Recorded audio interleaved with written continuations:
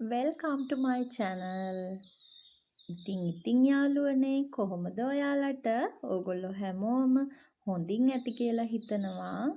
ඔන්න ඉපද නිවාඩු දවසක් මට හිතුණා ඕගොල්ලොත් එක්ක චුට්ටක් අද දවස බෙදා ගන්න. ඔන්න උදෙන්ම නැගිටලා මං දවස පටන් ගන්න තැනට තමයි ගියේ.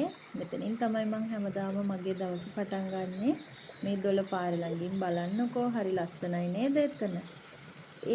එතන ඉවර වෙලා මම ගෙදර යනකොට අපේ ගෙදරට චූටි අමුත් එක්ක ඇවිල්ලා මේ බලන්නකො කවුද කියලා. මෙන්න මෙයාව අපිට දීලා තියෙන්නේ ඉස්සරහා ගෙදර නංගි අපේ චූටි දූට දීලා තියන්නේ. එයා ඉතින් මං එනකොට මෙයාව බේසමකට දාලා රෙද්දකුත් දාලා මෙයාව තියාගෙන උරුතල් කරනවා. ඉතින් මෙයාව දිගටම තියාගන්න තමයි අපේ චූටිගේ හිත. ඒ වුණත් මෙයා කිරිල්ලලා කෑ ගහන්න ගත්ත යාළුවනේ. ඒක නිසා මට සිද්ධ වුණා ලොකු වුණාම ආපහු ගෙනල්ලා දෙන පොරොන්දුව පිට මෙයාව ආපහු එයාගේ අම්මා ළඟට බාර දෙන්න.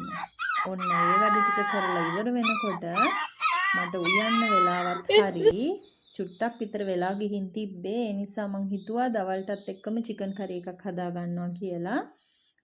මම චිකන් ටික 3-5 කුඩු ගම්මිරිස් කුඩු ලුණු කුඩු ඒ ඔක්කොම දාලා චිකන් ටික මැරිනේට් කරන්න තමයි හදන්නේ. එතකොටම අපේ චූටි දුවාව මට උදව් කරන්න. ඉතින් චූටි දරුවා අපිට උදව්වක් කරන්න එනකොට ඒක වළක්වන්න හොඳ නැහැනේ. ඒක නිසා මම එයාට චිකන් ටික මැරිනේට් කරන්න දීලා මම ඉතුරු වැඩ ටික කරන්න ගත්තා. ඔන්න මම එනසාල් කරාඹු නැටි කුරුඳු පොතු සුදු ලූණු ඒ ටික වංගෙඩියට දාලා කොටා ගන්න තමයි යන්නේ. මොකද අර මේවා වෙන වෙනම දානවට වැඩිය කොටලා පේස්ට් එකක් විදිහට දැම්මහම ඒ චිකන් ග්‍රේවි එක හරිම රසයි. ඒ නිසා මම ඒ විදිහට කොටලා තමයි චිකන් එකට එකතු කරන්නේ දේවල්. මේ විදිහට කොටාගෙන ඊට පස්සේ මම තෙල් ටික රත් වෙන්න තියලා තෙල් රත් වෙගෙන එනකොට මම තෙල් එකට දානවා කරපිංචා. මගේ ළඟ රම්පේ නැහැ.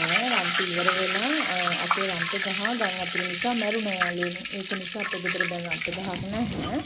මං කරපිංච දාලා කරපිංච ටික චුට්ටක් බැදීගෙන එනකොට මං ඒකට දානවා අපි අර කොටලා හදාගත්ත පේස්ට් එක. මේ වැස්ස නිසා සෙම යාළුවනේ හරි අමාරුයි. ඒ නිසා ඔන්න මම පේස්ට් ටික දාලා ඒක චුට්ටක් බැදීගෙන එනකොට ඒකට දානවා තක්කාලි ලුණු අමු මිරිස් ඒ ටික මම කපාගත්ත ටික ඒ විදිහට දාලා මේක ටිකක් බැදෙන්න දෙනවා. මේක ටිකක් බැදීගෙන එනකොට අපි මේකට මිරිස් කුඩු දාන්න ඕනේ. ඕගොල්ලෝ සැරට කනවා නම් එහෙමයි නැත්නම් සැර අඩුවෙන් කනවා නම් මිරිස් කුඩු අඩුවෙන් ඒ විදිහට දාලා අපි මේක හදා ගන්න ඕනේ. අපේ ගෙදර නම් ගොඩක් සැරට කන්නේ නැහැ. ඒ වුණත් අද චුට්ටක් චිකන් එක සැරට හදාගන්න හිතුණා මට. මොකද අපේ ලොකු දුව ටිකක් සැරට කන කෙනෙක්. ඒක නිසා එයා අද ගෙදර නිසා මට හිතුණා චිකන් එක චුට්ටක් සැරට හදන්න ඕනේ කියලා. මේ විදිහට මිරිස් කුඩු දාගෙන මිරිස් කුඩු ටික බැදීගෙන එනකොට මම මේකට 3-5 එකතු කරන්න තමයි හදන්නේ.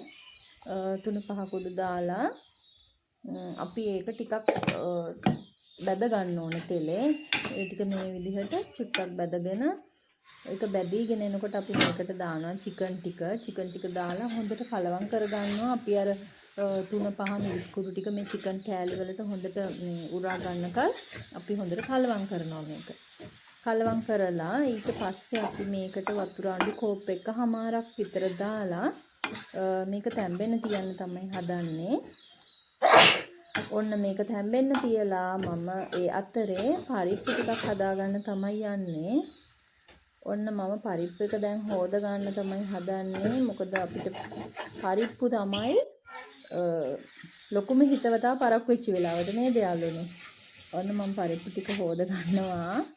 හොදගෙන අපි මේකට දාගන්නවා සුදු ලූණු, කරපිංචා, අමු මිරිස්, ලූණු, ඒ වගේම 3-5 මිරිස් කුඩු, 5 කුඩු ලුණු කුඩු ඒ ටික ඔක්කොම දාලා මම මේක තැම්බෙන්න තියන්න තමයි හදන්නේ.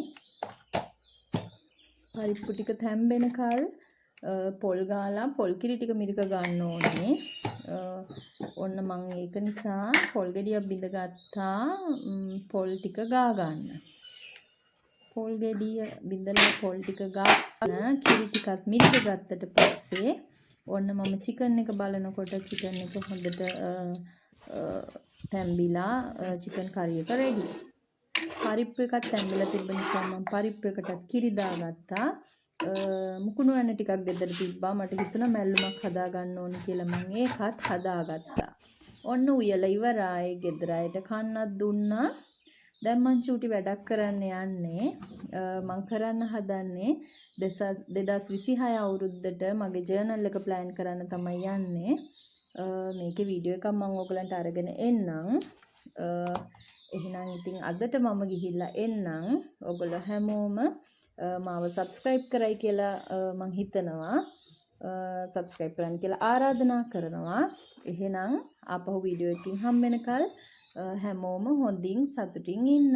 බුදු සරණයි.